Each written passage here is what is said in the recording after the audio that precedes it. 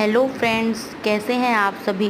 तो आज हम शुरू करने जा रहे हैं क्लास 10 साइंस सीबीएसई का chapter 4 carbon and its compound. इस चैप्टर में हम सबसे पहले कार्बन के बारे में समझेंगे, देन उसके कंपाउंड्स के बारे में बातचीत करेंगे। तो सबसे पहले आपको एक एक्टिविटी यहाँ दी हुई है जिसका नाम है एक्टिविटी 4.1। इसमें आपको ये कहा जा रहा है कि आपको कुछ चीज़ें कलेक्ट करनी है, अपने और अपने फ्रेंड्स की मदद से कुछ चीज़ें कलेक्ट कर लीजिए। फिर आपको उसकी शॉर्टिंग करनी है कि इसमें से मेटल बेस्ड चीज़ें कौन सी हैं, ग्लास और क्ले बेस्ड चीज़ें कौन सी हैं और अदर्स कौन सी हैं। तो जब आप देखेंगे अदर्स वाले कॉलम को, यानी कि मेटल, ग्लास और क्ले से जो चीज़ें नहीं बनी हैं, वो जो चीज़ें होंगी उसमें ज़्यादातर चीज़ें ऐसी होंगी जो कार्बन का कहीं ना कहीं से हिस्सा हैं या कार्बन का ही एक रूप है।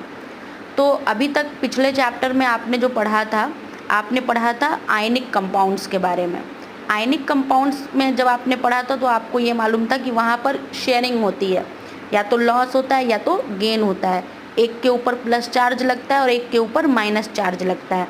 लेकिन जो कार्बन है वो प्लस चार्ज या माइनस चार्ज लगा करके बॉन्डिंग नहीं बनाता है। इसके पीछे रीज़न है, इसके पीछे रीज़न ये है कि कार्बन के वैलेंस शेल में 4 इलेक्ट्रॉन होते हैं, क्योंकि इसका इलेक्ट्रॉनिक कन्फिगरेशन होता है 2, 4, 6 इसके टोटल नंबर ऑफ प्रोटॉन होते हैं। तो जब हम इसका इलेक्ट्रॉनिक कन्फिगरेशन करेंगे तो ये आएगा 2, 4। अब ये जो 2, 4 है, तो 4 इलेक्ट्रॉन इसके वैलेंस शेल में है। इसको अपना ऑक्टेट कंप्लीट करने के लिए या तो ये 4 इलेक्ट्रॉन ले ले या तो 4 इलेक्ट्रॉन दे दे। तो आपको यहाँ पर ये समझना है कि कार्बन के लिए ये दोनों काम करना बड़ा मुश्किल है। न तो वो 4 इलेक्ट्रॉन दे सकता है और ना ही 4 इलेक्ट्रॉन ले सकता है।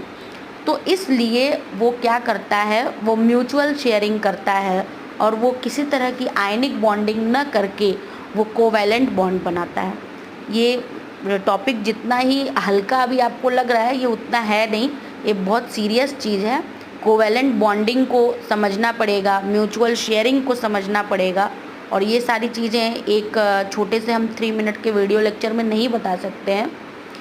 तो मैं डिटेल इसका एक्सप्लेनेशन आपके साथ शेयर करूँगी। अगर आप ये जानना चाहते हैं कि कोवैलेंट बॉन्डिंग क्या होती है, कैसे होती है, कैसे हाइड्रोजन हाइड्रोजन के बीच में बॉन्डिंग हो रही है, देखिए कैसे ऑक्सीजन ऑक्सीजन के बीच में बॉन्डिंग हो रही है, नाइट्रोजन और नाइट्रोजन के बीच में बॉन्डिंग कैसे हो रही है, या कार्बन खुद हाइड्रोजन के साथ किस तरीके से अपनी टेट्रावैलेंसी को शो करके बॉन्डिंग कर रहा है, वो मैं नेक्स्ट वीडियो में आपको बताऊंगी। Thanks for watching, keep watching. और अगर